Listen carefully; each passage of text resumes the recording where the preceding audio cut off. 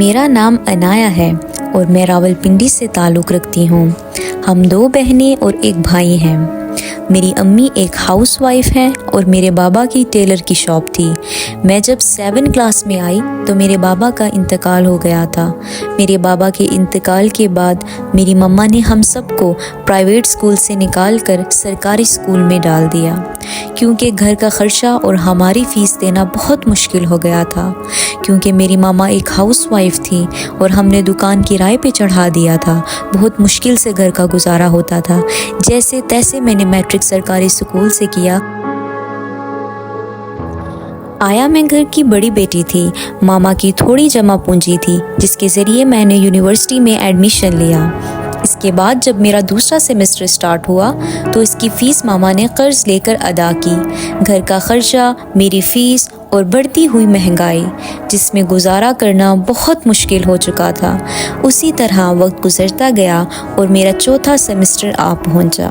Semester کے start میں ہی میں نے جاب کرنے کا سوچا، جیسے کہ میری کلاسز صبح میں ہوتی تھی اور میں دوپہر کے بعد فری ہو جاتی تھی۔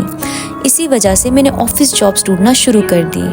میں نے 6-7 جگہ اپلائی بھی کر دیا تھا، لیکن مجھے کہیں جاب نہیں ملی، کیونکہ میں پردہ کرتی تھی اور جہاں کہیں میں انٹرویو کے لیے چلی بھی جاتی تھی وہ مجھے ہمیشہ میرے اپیئرنس کی وجہ سے ریجیکٹ کر دیتے تھے۔ کچھ مہینے یہ سلسلہ یوں ہی چلتا رہا، بٹ میں اپنے اللہ سے مایوس بالکل بھی نہیں تھی، اور ایک دن مجھے جاب مل ہی گئی۔ وہ آفس نیا کھلا تھا اور انہیں فیمیل ورکرز کی ضرورت تھی۔ یونیورسٹی سے میٹرو اسٹیشن تک میں پیدل جاتی تھی۔ آفس کے پاس جو میٹرو تھا وہاں سے بھی پیدل کافی راستہ تھا۔ کبھی کبھی لیٹ ہوتی تھی تو بہت کچھ سننے کو ملتا تھا، اور کام کا بوجھ بھی اتنا ہوتا تھا کہ رات کو 9 بجے تک مجھے آفس ٹھہرنا پڑتا تھا۔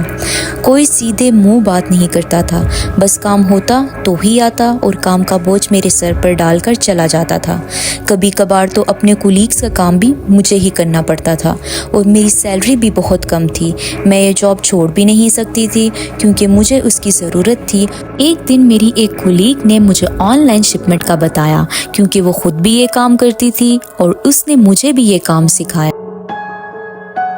اور پھر میں نے یہ کام سٹارٹ لیا۔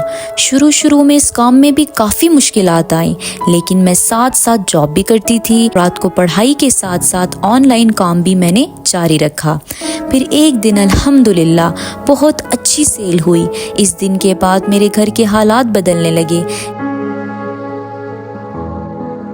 جب برے حالات چل رہے تھے تو کسی رشتہ دار نے نہیں پوچھا، سب نے ہاتھ چھڑا دیا تھا۔